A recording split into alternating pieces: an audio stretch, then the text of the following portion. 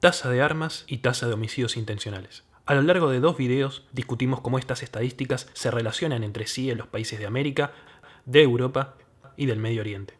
Vimos también cómo eran las leyes que restringen el acceso legal de armas a la población civil y llegamos a la conclusión de que no ayudan a solucionar los problemas de un país con altas tasas de delincuencia violenta. En esta última parte vamos a examinar la región conocida como Asia Oriental. Esta está conformada por 6 países, todos ellos caracterizados por tasas de armas bastante bajas. Vale aclarar que cuando hablamos de tasas de armas, nos referimos a las armas en manos de civiles, y no incluimos a los arsenales de las Fuerzas Armadas y de seguridad. En lo que respecta a las tasas de homicidios intencionales, vemos un poco más de variedad, que va desde la elevada tasa de Mongolia hasta la bajísima tasa de Japón.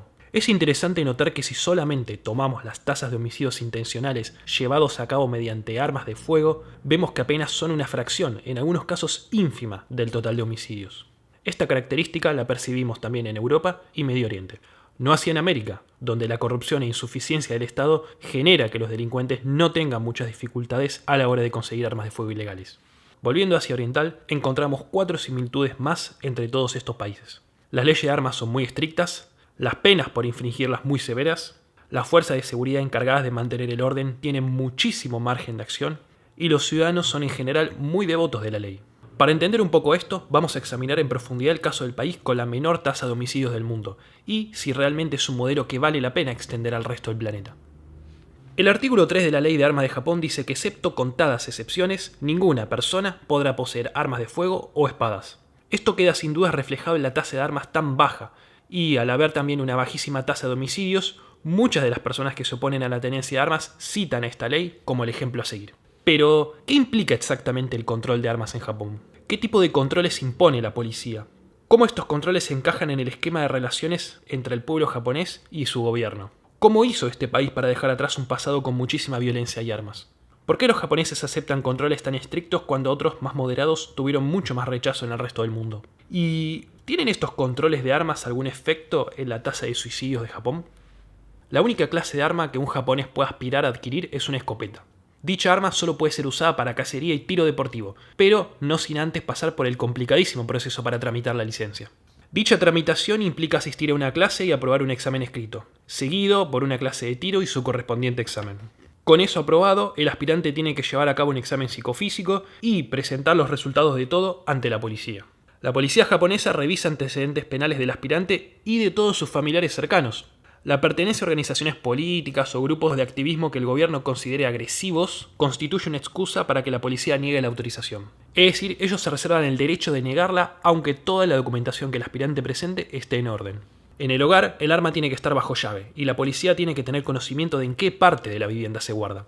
La munición, cuya compra tiene que registrarse, se tiene que guardar también bajo llave, separada de la escopeta. Todo esto se aplica también para las armas de gas comprimido. Cada 3 años el legítimo usuario tiene que volver a llevar a cabo el proceso entero. En líneas generales, lo tedioso del trámite desalienta a gran parte de aquellos pocos japoneses interesados en adquirir armas. Cabe también mencionar que las leyes y exámenes suelen implicar la necesidad por parte del aspirante de tomarse un día libre del trabajo, algo que los empleadores japoneses no ven para nada bien. Por otra parte, todos los años la policía lleva a cabo una visita a los domicilios de todos los legítimos usuarios, para constatar que el arma esté correctamente guardada. La fecha de la inspección no puede ser negociada, por lo que suele implicar tomarse otro día de trabajo. Hablemos ahora del crimen que involucra armas. En su inmensa mayoría es producto del crimen organizado, de las mafias conocidas como yakuza. Estas organizaciones, vistas por algunos como una suerte de Robin Hood y por otros como simples criminales, están en franca decadencia debido a la falta de financiamiento y a que la policía japonesa limita cada vez más su margen de acción. Hablemos ahora un poco de esta policía. ¿Qué la hace tan efectiva a la hora de combatir la posesión ilegal de armas? Bueno, un atributo fundamental es que tiene muchísima libertad a la hora de detener y registrar a todo aquel que consideren sospechoso. Mencionamos antes la visita de la policía a los domicilios de los legítimos usuarios. Bueno, en estas visitas la policía toma nota de quiénes viven en el domicilio, de cuál es su relación, de a qué se dedican, cuál es su horario de trabajo y hasta qué autos poseen.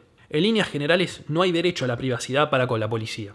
Cuando hacen un arresto, el sospechoso puede llegar a quedar encerrado durante casi un mes sin beneficio de fianza hasta que lo ponen frente a un juez. A veces incluso este tiempo puede extenderse un mes más bajo distintos pretextos como evitar que el sospechoso destruya evidencia. Las cortes aprueban el 99,5% de las peticiones de detención de los fiscales. Durante este tiempo solamente los abogados pueden visitar al sospechoso en custodia y solamente por unos pocos minutos. La policía por su parte puede llegar a someter al detenido a incluso 12 horas diarias de interrogatorio, no permitirle tomar duchas u obligarlo a permanecer en su celda parado o sentado. Toda esta tortura genera confesiones que los sospechosos firman sin poder siquiera leerlas, siendo algunas veces alteradas por la policía. Quejarse ante la corte no suele dar resultado ni siquiera cuando hay evidencia física de abuso policial en el cuerpo del sospechoso. El sistema legal en Japón es en efecto una autoridad estatal unitaria y omnipotente. Y en una sociedad en la que casi todos aceptan esto, es poca la gente interesada en adquirir armas para estar protegidos en caso de que la justicia falle. Otra de las razones por las que el control de armas en Japón funciona es que Japón nunca tuvo una cultura de armas instalada entre sus ciudadanos. Es verdad que el país tiene un pasado violento, pero en él las armas estuvieron siempre asociadas a las élites y no a la gente común. Esto contrasta con poblaciones con una fuerte tradición de caza o con estados fundados en base a la lucha independentista de milicias armadas como en América.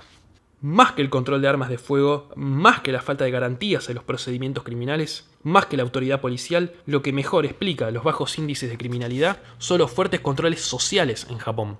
Otras naciones como la ex Unión Soviética pusieron restricciones severas para las armas de fuego y tuvieron menores garantías procesales y fuerzas policiales con menos restricciones operativas que en Japón. Pero los índices de criminalidad eran altos y en Japón muy chicos. Y eso es así porque Japón tiene restricciones sobre el comportamiento individual, socialmente aceptadas e interiorizadas que les faltaban a los soviéticos. Mientras que los controles sociales se relajaban y aumentaban los índices de delincuencia en todos los países occidentales en los años 60, los controles sociales en Japón se mantenían y caían los niveles de criminalidad.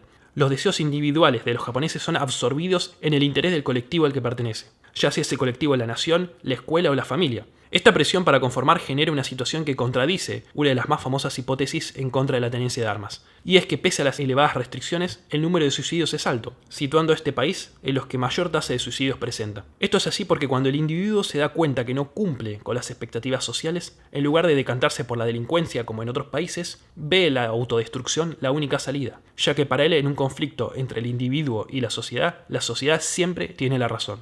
El control de armas es una parte inseparable de un inmenso mosaico de contrato social. La policía es la más eficaz del mundo en parte por la falta de limitaciones legales y particularmente por su autoridad social.